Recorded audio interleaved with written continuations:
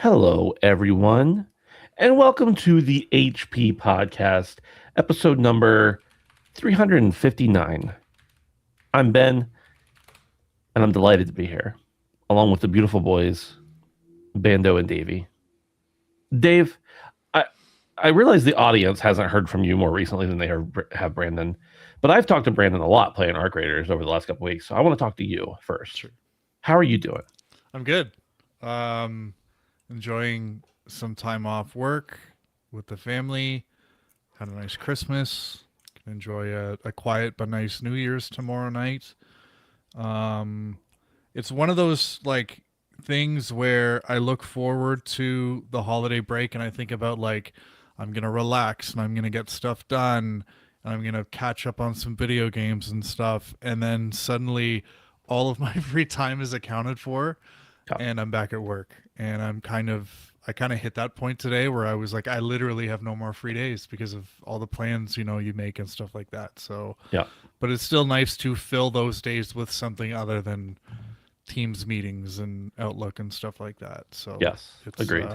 But yeah, it's been a good couple weeks away. Yeah. How are you? It's good to see you both. It's good to see you, dude. Yeah, I'm doing all right. I feel kind of the same. I feel like I haven't really had a full day off, actually. Obviously, like you said, not filled with meetings and the normal stuff, but I haven't had like a whole day where I'm just like, I have nothing to do today. And that's great. That is not great, by the way, but it would be great if I had nothing to do. But it's okay because I technically have unlimited PTO. And the only days I've taken off are like company-wide holidays and 2 days since February. So I'm like, oh, it sucks. My time off's almost over. But I know I wouldn't take time off. I can take time off anytime I want, and I don't. So I'm just an idiot. That's basically what I'm saying. I've been Brandon, are great. you an idiot? Yeah, well, with that's unrelated, but um, bye, Dave. Um, Wow, where'd he go?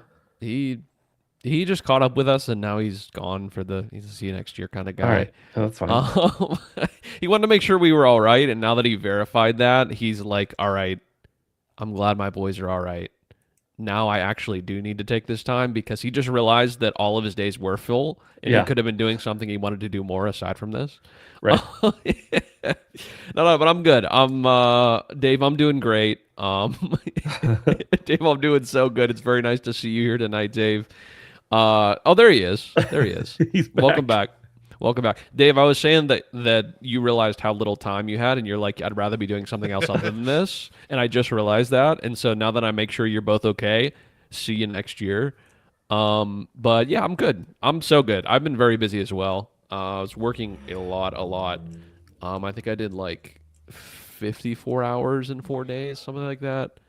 And the past day, what's today? I just recently got some days off, so I'm very happy to be done with it for a little bit until the new year. So very much looking forward to New Year's. Have some awesome plans. And yeah, just doing it big, guys. Doing it big. Enjoying playing video games, enjoying relaxing. Had insane Christmas gifts this year. A lot of practical stuff. And I needed that. I needed that so bad. A lot of the stuff I have in my home is kind of like a hodgepodge of things that were graciously donated to me from the people that I love. And I'm very grateful. Um, but and I don't need much. That's the other thing. Like I don't just go out and buy this shit for myself because I just use what I have. So I got some pretty nice things. A lot of stuff for the kitchen, which is really great because I do enjoy Yeah. cooking. And when your tools are better, that like takes away that one extra barrier to like it being a chore, right? Yeah. When you have good tools. So, yeah, it's been great. I just got to use some of my new pots and pans last night. Made dinner for me and lady I've been dating, and yeah, it's great. It's so You're good, stuck man. there without a name to call her. I can tell. I was You're stuck. stuck. Yeah. No, I wasn't. I was honestly just pondering on how good it all went. It was fantastic. Like it was not only great company, but like the cookware is just phenomenal. So Oh, that's great. I'm glad to hear it, man. Yeah, cool. Well, I'm glad everybody is here and had a great time. Oh, very sorry for the week we missed. Actually, I'm not at all sorry. Matter of fact, we were talking earlier today about how there was like less to catch up on. I was like, we should have just or there was less to talk about. I was like, we should have just taken 2 weeks off. Everybody else would have. You would have all forgiven us, but we wanted to see each other, and that's why we're here. It's not for the audience; it's for us. right. Yeah. Well, I think that's all there is to chat about to catch up for the moment. If you want to help support us, you can do so over on Patreon at patreon.com/handsomephantom for as little as $1 a month. I almost said $1 a week. No, $1 a month. All right. You can also hang out with us on Discord, handsomephantom.com/Discord, where we goof around a good bit. Boys, let's talk about some video games. The first thing, there, like I mentioned, there's not a lot. Dave has been putting together our notes for the last couple months, very graciously. Like a gentleman. And even after he put them together this time, I was still like, you know what? Dave said there wasn't much, but maybe I can find some extra. Nope, Dave found it all. He found everything there is to talk about in video games in the last 2 weeks. Is there anything you'd like to criticize him for? Yeah, plenty, but I won't do that publicly. He'll find something.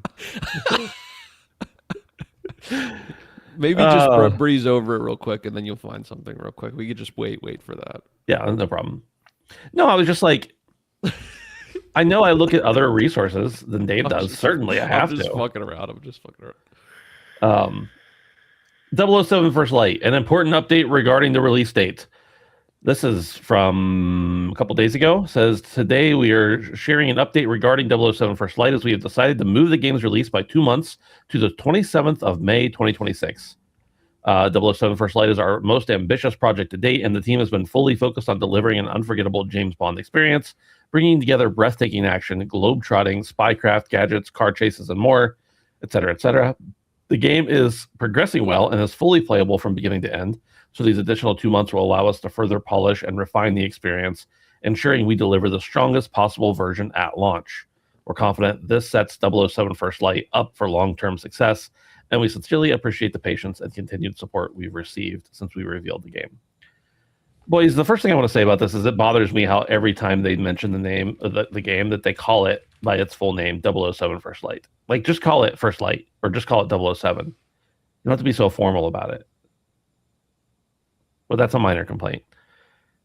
Dave, what do you think? I know neither one of you guys were super excited about this game, I feel like. So I never really got into the modern Hitman games, and I remember really liking Silent Assassin when I was a kid, but that was just when I was kind of getting into more like serious mature games. So I think it was just kind of into it for that reason. So like I can what I've seen so far of this game, I'm excited about the story, the writing, the voice acting. That looks top tier, but the gameplay to me just looks like something that might not really resonate with me. So I'm not super excited for it, but this news is kind of interesting because we can debate what the real reason why they decided to move, and I use this as an opportunity to kind of look ahead at the first 6 months of next year because I know some of the games that are coming out, but I can never remember when. And First Light was originally scheduled to come out at the end of March, Yeah. and it's moved into the void that Grand Theft Auto is now created, which is May.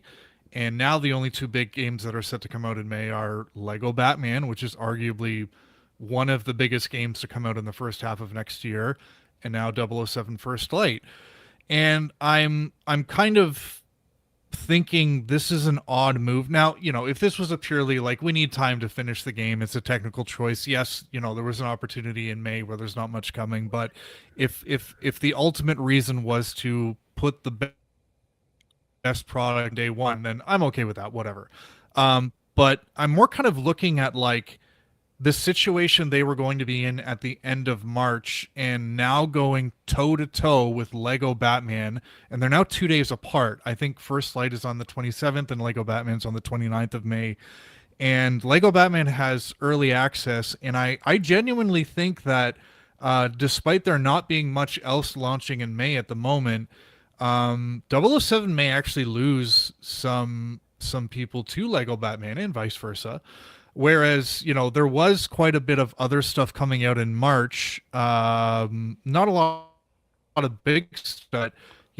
Monster Hunter Stories 3 was one of the ones I saw. So, like, I think it was in a better position to compete in March than it was in May. And again, if it's, a technical thing, then they got to do what they got to do. But looking at those two launch windows, I think they may have actually been better served staying in March. But it's all speculation. Yeah.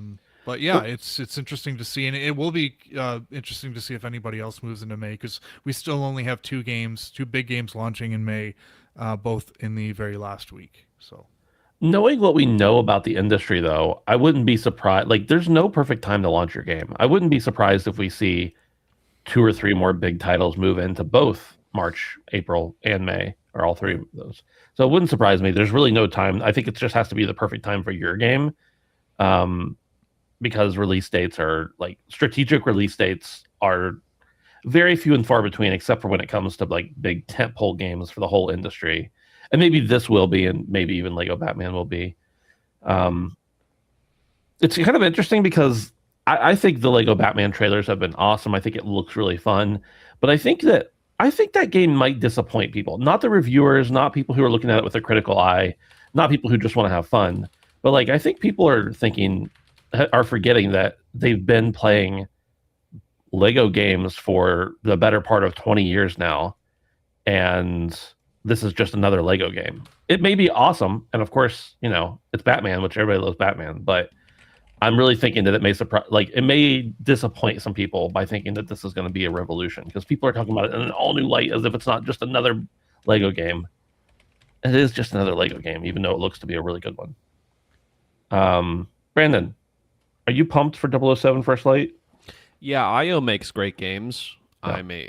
I'm a huge fan of Hitman and what they've done with the franchise. I think they're a really high quality and thoughtful performing studio. I don't think we're gonna have much of a competition here. As opposed to what Dave thinks, I think it's two completely separate audiences entirely. But I think this is good. I think sometimes when things release too close to the beginning of the year, they kind of get lost.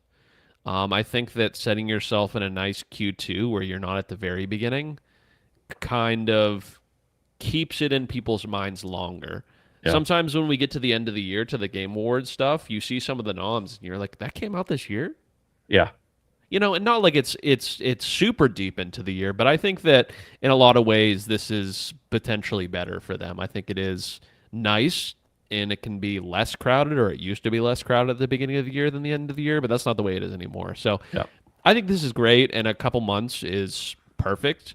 I think that like a 6 to 9 month delay signals to me more of a problem than this does.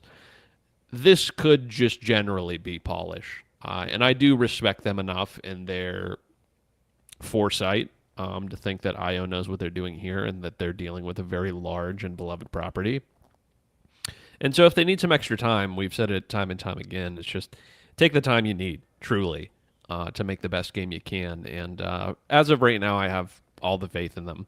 I'm not a huge fan of what they did with the whole World of Assassins thing. I kind of like how they originally launched that Hitman game instead of just making it like a huge platform type thing. But it wasn't bad. I just didn't prefer it that way.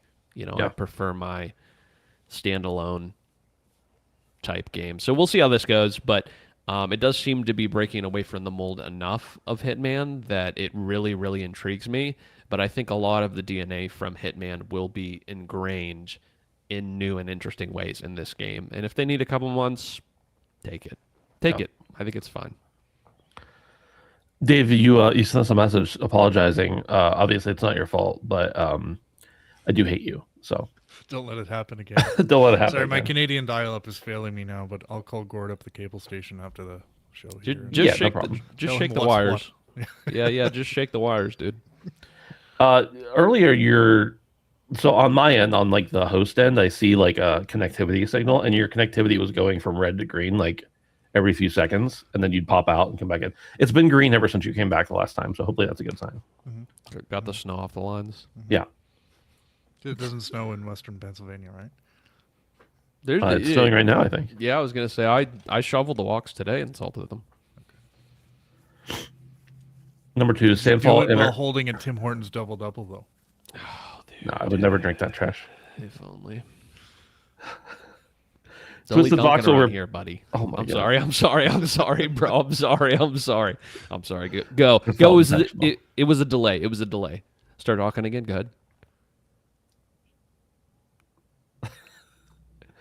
ahead. Action. Twisted Voxel says Sandfall Interactive discusses DLC difficulty and AI use for Clair Obscur Expedition 33. This is a long article, but I'll just read the first couple paragraphs here. Sandfall has addressed several key topics around Expedition 33, offering clarification on post-launch content, difficulty design, generative AI use, and the studio's long-term direction. The details were shared during a private creator Q&A session hosted by publisher Kepler Interactive, featuring Sandfall Interactive founder Guillaume, doesn't matter, and art director. I'm sorry, guys. I'm sorry to you individuals who made an amazing game. I don't know how to say your names, and I'm not going to butcher them trying to do so. According to Sandfall, the free DLC expansion was conceived as both creative outlet and a way to acknowledge player support. They explained the original concept behind the content, stating, "I think from the first brief, I could remember it was supposed to be Verso's childhood. It should be childish, colorful, kind of crazy. We could explore areas that can be colorful and different to every other area in the game." I think that's somebody had a complaint at one point that the color palette of the game was very muted. So there you go. You just play the DLC. You don't even need to play the rest of the game. The session also addressed the game's most demanding optional content. They acknowledged the player feedback regarding extreme difficulty and confirmed that the hardest boss was adjusted in a recent hotfix. They explained the design intent behind these encounters, stating, "We nerfed the hardest boss in the 1.5.1 hotfix. We wanted to make it a range of difficulties for players to feel all the emotions of life, including anger. When you reach the max level and max gear, this character becomes too easy. So we wanted a really, really hard boss for the players who have played way too much to chew on for a while." On the subject of generative AI, he offered a direct response. He stated, "Yeah, we're aware of what's been going on with that, but I can say that everything in the game is human-made." He went on to explain that earlier experimentation with AI tools was abandoned, adding, "We tried it and didn't like it at all. It just felt wrong." He emphasized that all final assets, including concept art and performances, were created by human contributors. When discussing future plans, they avoided outlining specific projects. "Not much we can share, but we don't want to grow too big. We're happy with where we are." He added that the studio intends to continue focusing on art, characters, and storytelling without announcing any new titles or expansions. Dave, I know you hate this game with a burning passion, and you'd refuse to ever play it again or even talk about it. So it's kind of weird we're talking about it now. But what do you think of this article? And I imagine there's one or two key points you want to hit on more than that. So first of all, my relationship with Expedition 33 is a lot like my relationship with like the Foo Fighters or Red Hot Chili Peppers, where I didn't know you totally despise the Foo Fighters and the Red Hot Chili Peppers. I don't. See, here's the thing: is as musicians, as artists, is what they've done for the industry. I respect them. They've done huge things, but I just don't like their music. You know, a lot of other people do, but I just don't. It's the same thing with Expedition 33. So the first thing I want to say about this story is the way that 6-1 Indie handled this was absolutely terrible. 6-1 Indie, they have the Indie Game Awards, and you know the awards is where I think they awarded Expedition 33, but then they took it back, or they took them out of the nominees or something like that. And I just feel like they wanted to don the whole anti-gen AI cape so quickly. And if they had kind of investigated a little bit further and seen that Sandfall didn't actually use AI in the final product, which is what, you know, they should be judged on, then I think they should have been considered and probably won. And if they did, and this came out and Fall still sort of addressed it as they did, I don't think anybody would have been upset at 6-1 Indie for allowing them to have this award. Full disclosure, I don't really care for this outlet too much. We had a really weird run-in with them earlier this summer, and yeah, so there's that. But I just think they handled this in the worst way possible, and this appeared to be an award show that was gaining some traction, that was gaining some respect in the industry, and I just feel like the way that they handled this situation was not good, and I think ultimately Sandfall came out as is looking better. You know, their PR, the way they handled this was really, really well. And I thought that the Indie Game Awards reaction was a little knee jerk, and it didn't really look really good. Dave, didn't this? They mentioned the generative AI, which, look, we've talked about AI in video games. You know where I stand. Basically, I'm at the point though where I'm like, I think a lot of people are just. I'm not saying 6-1 Indie. I don't know their true intentions, but like a lot of people are just grandstanding at this point. Like, oh, there's AI. You have no idea what you're talking about. Most people who are like anti-AI in video games don't understand where AI is useful and where it's not. So whatever. But the other thing is that then they pivoted and said it was because they weren't indie, which is a more, in my opinion, legitimate reason to kick them out of the indie awards. But they knew they were not indie prior to nominating them. So that's whatever. I've met the folks at 6-1 Indie. They seem like nice folks, but this was handled poorly, I think. And I think they have some stuff to learn from it. So, well, since Dave is gone, oh, he's back maybe again. I don't know. I don't know what's going on, Brandon. Anything here, any strings here you want to pull on? Yeah, I just want to touch base on the whole Gen AI stuff. I know that they caught a lot of shit right after the Game Awards when they were starting to talk a lot about this. And I think that there's a lot of grandstanding going on in the AI industry. Well, in the conversation around Gen AI in video games. I think you kind of hit it on the head, Ben. And we talked about it a lot, but I think a lot of people would sooner wave the flag of I'm doing a good thing, AI bad, than to actually understand how these companies implement it into their software to begin with. Because there are companies that do it in a bad way that take money away from actual human beings. Sure. But a lot of them don't, including this company, and they've been very forthcoming about that since the whole Fallout post game awards. So, yeah, I think that there's so many people and journalists and loud voices on the internet that want to get the moral high ground without truly understanding what the negative damage that they're doing to the people that are actually making good things in bad faith. They're doing this. So I think that's the biggest thing I want to take away from this. I'm glad to hear that they're, continuing to stay small. I think that's really important. I think that sometimes coming into a lot of money can be very difficult. And it can change a lot. I'd like to try it. Sure. I mean, I would give it a go. If I figure it out, I'll let you know. But I think that with a studio that is as creative and loyal to the property as they are and how much passion they have, I like that they're moving forward in a way that they're acknowledging that that's not necessarily going to change them, at least from what they say. So we'll see as time goes on, but I'm glad they're kind of taking it slow, even though there is an influx of money. Sometimes the bag is infinitely being chased, but I'm glad that they're kind of keeping their 10 toes down and they're doing it right. So yeah, I think this is great. I will get around to playing this game at some point, but I don't believe you. Okay. Knowing what you like to play, I do think you would like it, but I do think it's going to have to come at a time when you're not hopelessly addicted to another game like we both currently are. So. Yeah, I mean, that's really been the problem. I played 3 or 4 hours, and as I was playing it, like legitimately, Dustin's the one who let me borrow it. I was texting him like, this game is fucking awesome. Like I was getting deeper into the combat, like I was getting the flow of it, and then other shit just happened. So it's the old song and dance. But Johnny Waffles in chat, I think you said something about loud voice on the internet. Said I'm a loud voice on the internet. Oh, sorry, that's MBLEX test prep. Johnny Waffles, you haven't been a loud voice on the internet lately. As a matter of fact, I texted Johnny Waffles a couple weeks ago. I was like, "Are you dead? Did you die? Where have you been?" That's another one of his accounts. Okay, I can't keep up with all of them. He's got a lot of accounts, but some of them are actually just spiritual presentations of people, famous people, I think, too. So anyway, welcome in, Johnny, and welcome in, Ash. I didn't say hello to you earlier. Someone might want to check on Hulk. He hasn't been in the stream in a long time, dude. Brandon, there. Just Google his name, maybe. I don't know.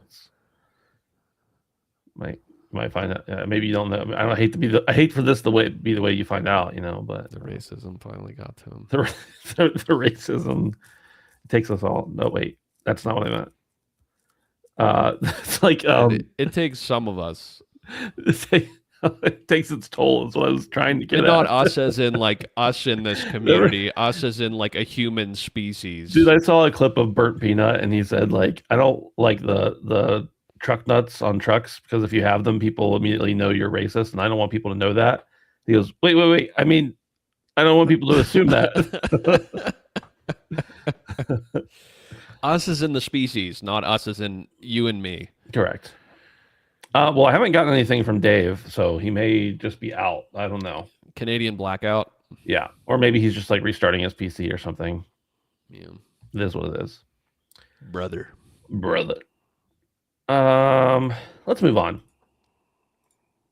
Should we just wait for him? I don't know how long. I don't know. That might take a while. Yeah, I mean, I don't get anything going on. we just hang out in silence we boot up Arc Raiders, but then keep it on in the background, just on our faces. Imagine doing callouts. Imagine. According to GameSpot, 2K has confirmed that WWE 2K24 will be delisted as of January 31st, 2026, with servers shutting down March 31st. This information was disclosed on the game's Steam page, but also applies to the console editions. Once the servers go dark, quote, all game functions requiring online servers will no longer function. 2K Sports actually first confirmed the server shut down on December 8th, but it wasn't widely reported on until more recently.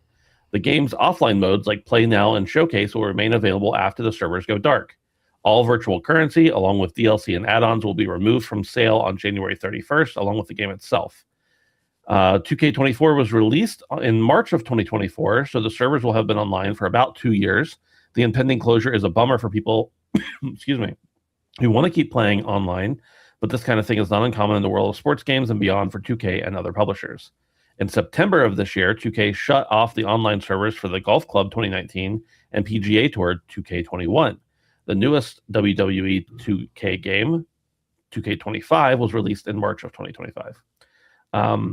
Welcome back, Dave. Hello. Greetings. Well, he's here, but he's immobile, and he's indisposed. The So ghost of Dave is just popping in and out Jesus there. Christ, it's haunting.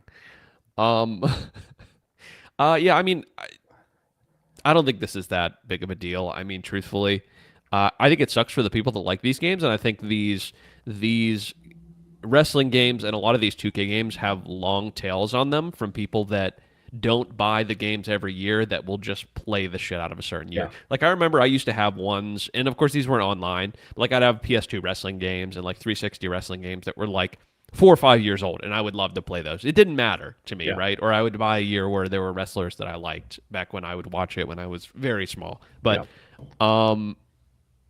yeah, I mean, this sucks. They haven't broke 1,000 players on Steam since last year's came out. So, like, I mean, it makes sense. And that's not where everybody's playing it. But I'd imagine there's a very, very large console audience. But yeah, I mean, with these yearly releases, this has to be something you kind of expect at this point.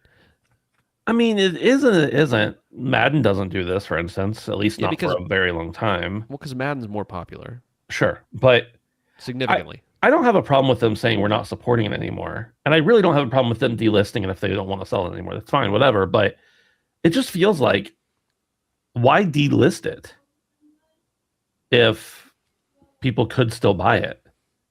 Or, I mean, I understand taking the servers down, but why delist the game? Like, there are still offline modes.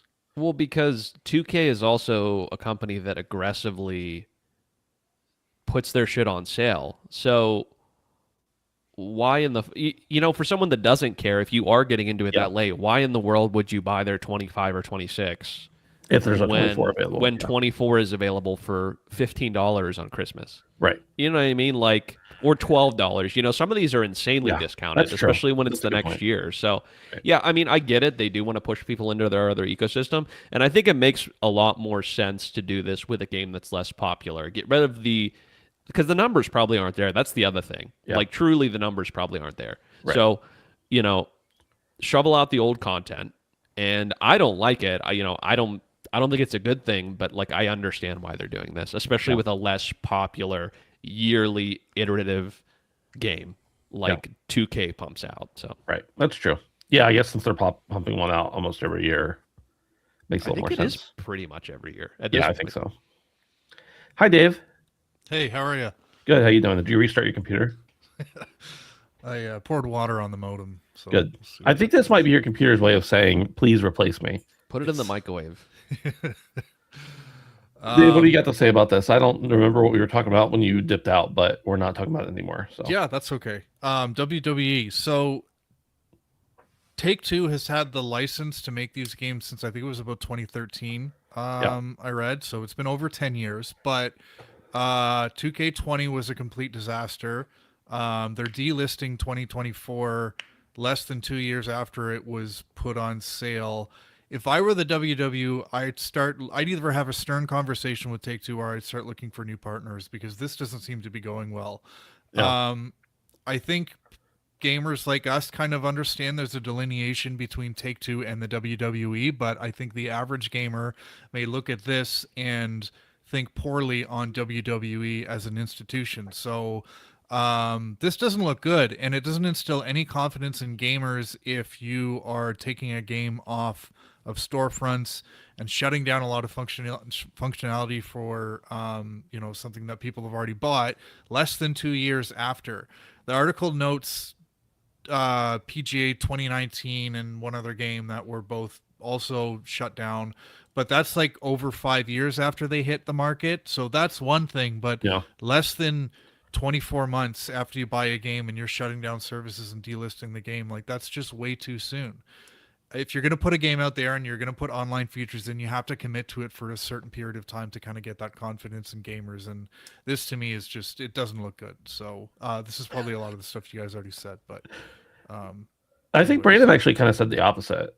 Okay. Even though we don't like it, he understands it because they're putting out so many games year after year that they want to encourage people to buy the new one, which is equally crappy in my opinion. But Yeah. And I also pretty much just said, like, this is far from their most popular IP. So I'm not saying 2K doesn't care about it, but I think they're going to make way more money on selling old Madden games and old NBA games than they are this game. So yeah. And I mean, we saw a few months ago, EA announced that they were going to be doing the update thing for F1, and that's a growing franchise. Yeah. So I think EA doing that with a considerable property such as F1, that changes things in the industry. So Yeah. hopefully people take notice. Hopefully this works for EA, both as a company and gamers. So Take-Two can't get away with this kind of stuff because it's shitty. If you choose to put out a new game every year that's going to be full price, then you also have to choose to support the ones that you put out 2 years ago, 3 years ago, and 4 years ago. But yeah, I don't know. in chat it says there are many other better reasons to look down on WWE as an institution. That is true. brother. IGN.com reports former PlayStation exec says Sony, Microsoft, and Nintendo must learn from VHS's victory over Betamax if they want to truly expand the console audience. Video game consoles cap out each generation at around 250 million. So how will the console manufacturers break through that barrier? By learning a crucial lesson from videotape format war, one former PlayStation exec has suggested. Speaking on the Pause for Thought and Naomi Kyle YouTube channel, Sean Layden, former boss of SIEA, said the console video game market has hit a limit and significant change is needed to expand beyond it. We talk about gaming as being this $250 billion industry, which it is, and have hundreds of millions of users, which it does. But of course, that includes if you're playing Wordle, you're a gamer. If you're playing Candy Crush, you're a gamer in that number. But the number of discrete consoles sold over any particular generation caps out at about 250 million. If you line up all the PS1s, Sega Saturns, and N64s, and you go by generations, it's all about 250. The one time it popped almost 300 was the generation that had the Wii, and people thought you could buy a Wii Fit and lose weight. So we got some non-traditional gaming audience to buy into the gaming industry at that time. Excuse me. But that was an anomaly, and we've still kind of flattened out. So we need to crack that barrier. The videotape format war was as late as 1970s, 80s battle between Sony's Betamax and JVC's VHS for dominance in home video recording, with VHS ultimately winning due to longer recording times, broader licensing, and key partnerships with movie studios making movies available for rental purchase on VHS more readily, despite Betamax often having slightly better quality. Et cetera, et cetera. So then he goes on to say, later on, Sony and Philips created the compact disc consortium. They created the patent, and then they licensed it out to all the other manufacturers. Same thing happened with DVD. Same thing happened with Blu-ray. They said, we'll compete on the device, so if you get a Bang & Olufsen Blu-ray player, it's going to cost you more than the Sanyo version, even though they'll both support the platform, but they'll have different bells and whistles. This is what the video game industry should do, create a gaming format consortium of sorts. Dave, just in case you disappear again, let's get your take first here on what Sean Layden has been saying. It's interesting because we've heard more from Sean. I mean, I guess that's kind of normal, but we've heard more from Sean Layden since he left Sony than we did while he was there, I feel like. Yeah, I like what he's saying, and anytime Sean Layden speaks, I tend to listen. I think he's a smart guy. I think he's a well-respected guy, and I like that he's been so candid but politically correct since he's left the industry and kind of talking about where he thinks the industry needs to go. I do think, it's kind of blue sky thinking, and I think he knows that, but what he's trying to demonstrate here is that there is some precedence for where the industry could go, and the VHS Betamax, especially with Sony's kind of lineage, is a good thing to look at. So I don't know that, this would really play out in such an amicable way, but I think we're already kind of seeing that, multiple consoles have a hard time competing, especially when you have, the PC market starting to kind of infiltrate consoles in a much more profound way that they have in the past several years. So, I think the industry is big enough to sustain like a Nintendo and a Sony, but we're already seeing that Microsoft is having a really hard time um, unless its parent company is heavily subsidizing the video game division. So, yeah, I think they need to make it do as much as they can, these three, the big three, to kind of make it as easy as possible for gamers to enter the console market because PC isn't going anywhere. And looking at physical media is definitely a good start. But thinking that they're kind of going to come together in a consortium and unite on this front, it's that would be cool. But I wouldn't hold my breath on that one. So yeah, good for Sean though. Brandon. Yeah, interesting take. 250 million seems like enough to me. I don't know. Like, I get what he's saying here, and it's like a novel idea. But I also agree with Dave. Like, there's no world where these companies would be, banding together. And I don't think it's a good thing. I think that as a consumer, I think we're in a good place that these companies have to stay on their toes. We're seeing year after year things that seem to be surefire things in the gaming industry get knocked down a peg. And I think that's good for us. I think that's good for the people that are experiencing the medium. And he's, of course, talking about it in more of a high level manner, as in like an industry leader at one point. How to push that forward generally. But to be honest with you, that's the suit's problems. And so I don't want to say Sean Lane is a suit, but he kind of is, even though he's not directly associated with Sony Interactive America anymore. But yeah, I mean, it seems like enough, and I think that these companies will continue to struggle unless they make a large pivot towards a more modular PC approach, because I think the rise of PC is bigger than any of these companies are going to be able to keep up with, except for Nintendo, because they will hoard their IP until they're a hole in the ground. So, it's funny that he uses the VHS and Betamax conversation because I know there were a lot of issues. I think price was one of them.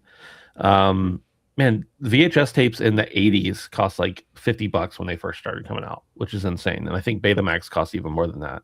that's like a I whole think week. VHS could be what? That's like a whole week of work. Yeah, for real. I think VHS could be like a longer, but I also am. I've seen this before. I don't know if this is like a meme or if it's any kind of truth, but part of the reason VHS won over Betamax was because Betamax, Sony owned Betamax, and they would not allow anything pornographic on their system. So Gotta allow VHS ends up gooning, winning man. out. Dude, It could have that fact could be true, but not actually the reason. But that's still a funny. so what you're saying is that Nintendo, Sony, and Xbox need to get into the goon space. That is an they need untapped to- market. That They is need an to match untapped up with market. Steam. Dude, honestly, Steam's got the goon game on lock, though, for real. They don't want to advertise it, but like, seriously, you go on Steam and you just sort by top. If you don't have the right filters on, Yeah, you're like, oh, what's this ridiculous looking title? When you click on it, and next thing you know, there's like actual tentacles. dude. Some of the stuff on Steam, I'm telling you though, like it's If you- actually. If you go to the new and trending or popular upcoming, a lot of times like 5 of the top 10 slots on popular upcoming will just be like adult games Yeah. if you don't have the filters on. Yeah, And I someone's paying for it. Lots of people are paying Someone for it. has to be paying for it because it. yeah. God. Lots of people are paying for it, and the games are still never showing up on the charts. But these companies are just churning them out constantly, and it's a lot of the same companies just rehashing the same content apparently. Yeah, I mean, I guess once you got the form of Dick and Balls or like the form of Poussoir, you could just like slap it onto any form or figure that you could possibly imagine. So they kind of got like an infinite money glitch, more or Yeah. less. Yeah, But yeah, Steam is filled with that. So Sean Layton's right. The King Gooner, he needs to. He's he's absolutely right that we need to diversify in the console industry towards towards this audience that is untapped. You know what I miss about when we used to do these shows not live? The show title was always derived by something that happened in the show. Like we would set the show title after. So every time like it, we say something in the show and I'm like, man, that would have been a good show That title. would've But been now we said it beforehand, so it would have been Sean Lade and King Gunner for this one, 100%.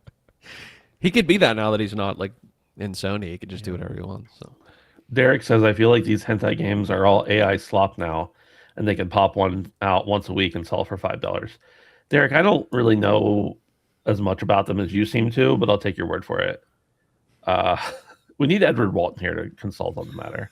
dude, that's what I'm saying though. Like they have a win. That might be the infinite money glitch. Yeah. That might be. I got a business proposition for you guys. Do you guys think those games are actually good too, or are they just titillating? Ben, repeat that question to yourself out loud again, and then tell me what you think. They didn't get nominated at the Game Awards, did they?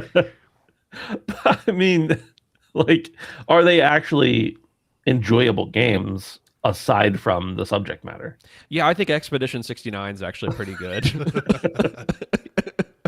I downloaded the wrong game. S queer. Yeah. Let's talk about what we've been playing. Dave, you go first. I unfortunately haven't been playing much, but Same. what video game time I have had, I've been trying to use to clear out my backlog a little. So I finished Borderlands 4. I have to say, so when I first started this game, I felt like the Timekeeper was a pretty cool antagonist, and he had a lot of like intrigue and mystery to him. And there was a couple other characters who came in along the way who I thought, there's a character named Zadra who comes in, and she, the way she's introduced narratively, you kind of feel like there could be something here. And there was a lot that I was anticipating that just didn't materialize. You don't play a Borderlands game for the narrative, so I'm not super upset, but I just kind of felt like there was some potential here for some decently memorable gameplay story, especially without Handsome Jack, but it just, the game was a little disappointing in the end. From the gameplay perspective, the final boss was really fucking annoying. I wasn't under leveled or anything. I was doing a lot of good damage. But he had a couple phases, some near one-shot attacks, and he's in one of those arenas where you can get knocked off, and you are going to get knocked off a lot, and you die, and you have to start again.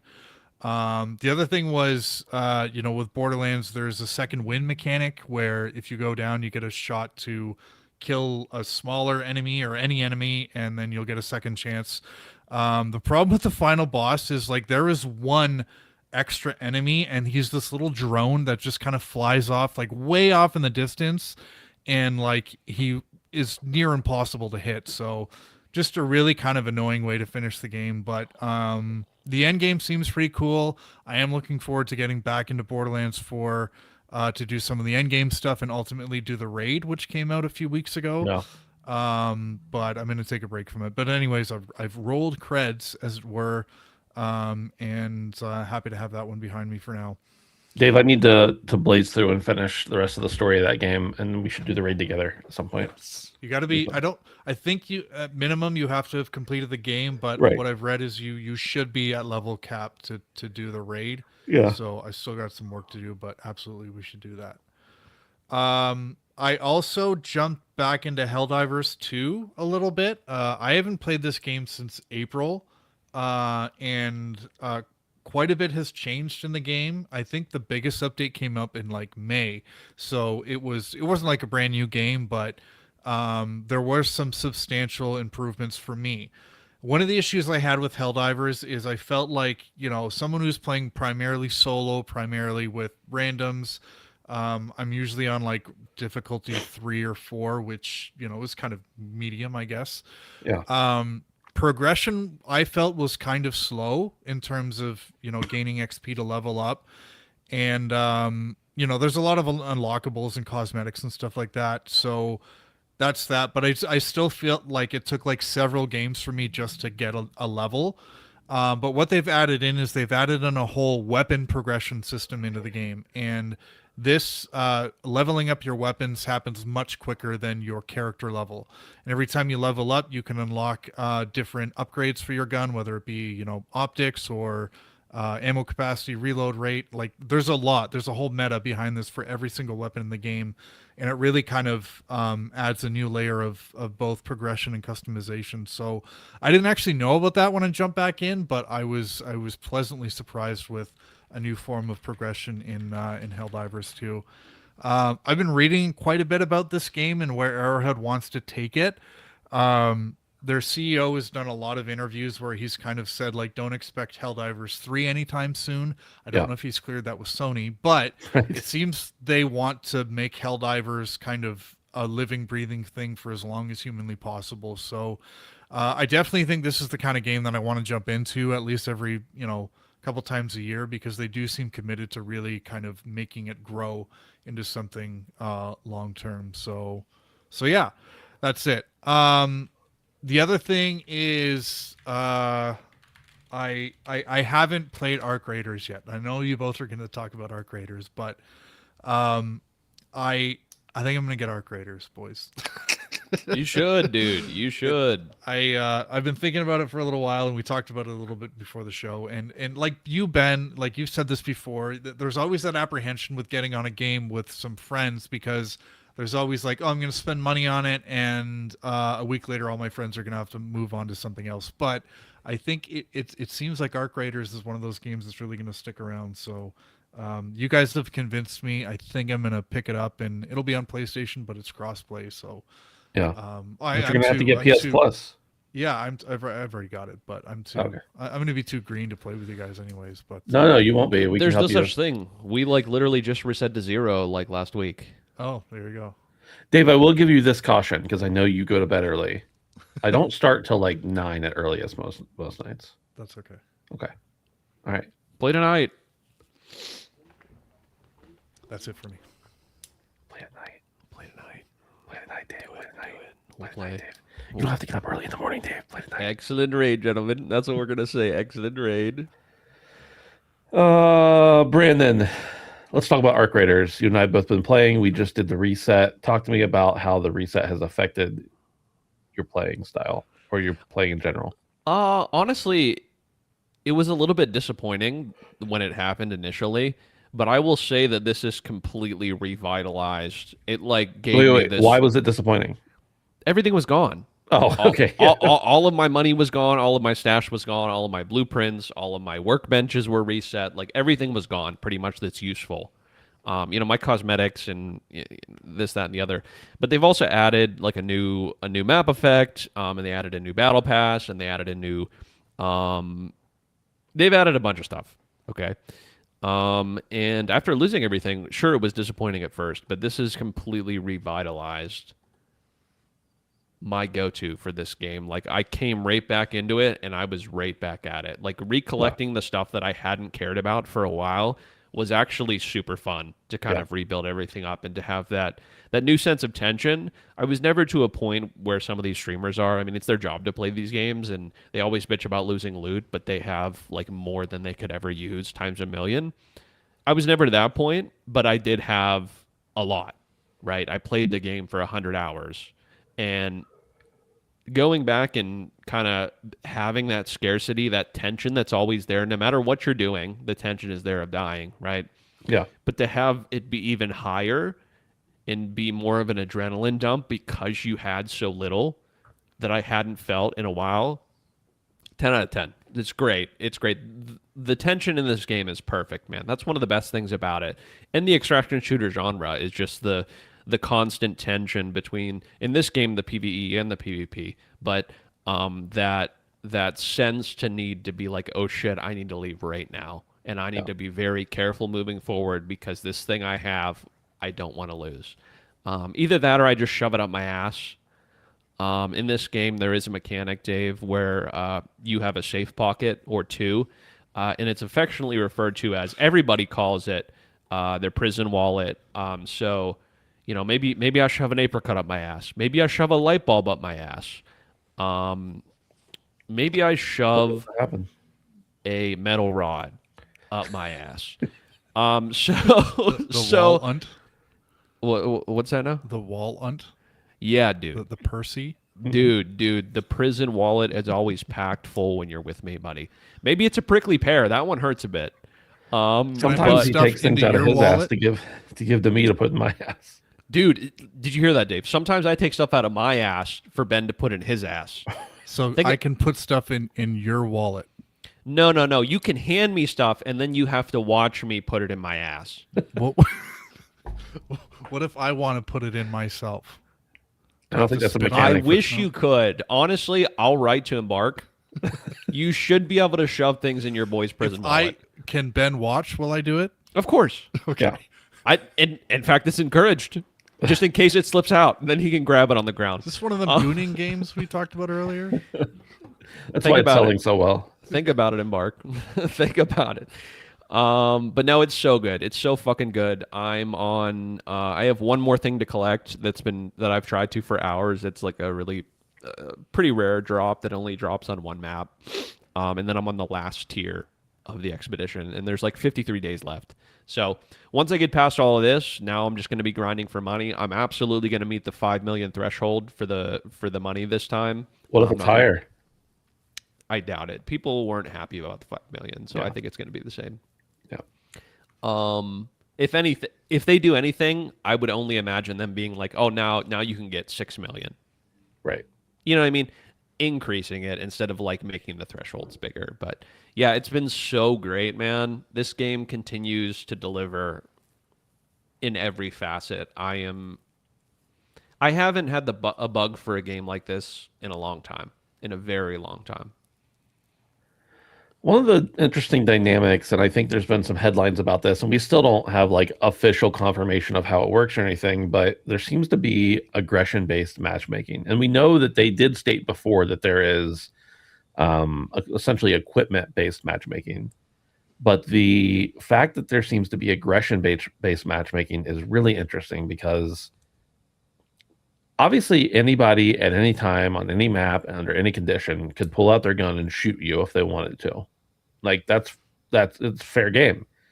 But it definitely seems to be that when you are less aggressive, it pairs you with people who are less aggressive, and vice versa, obviously too. The more aggressive you are, the more aggressive it pairs you with people. So it's kind of like, yeah, there's always the constant risk of dying to another player. There's always the risk of dying to Ark, but definitely to other players as well. But you can kind of, within a few games, tune that to be more or less aggressive or friendly if you want it to be. And that's not to say that we've never had a game that does that. I mean, that's a type of skill-based matchmaking to an extent, although you could be the best player in the world and be non-aggressive, and it's not going to know what your skill base is. But I just think that's a cool mechanic, a cool thing that they've built into it for sure. It's not foolproof, and of course, you know, it's not 100% confirmed how it actually works, but like there have been many people who have been like, I played 100 games, 50 aggressive, 50 non-aggressive. Here's how things went. And it's a very clear, and you can feel it while you're playing too. Like it's a very clear delineation there. So that's kind of cool.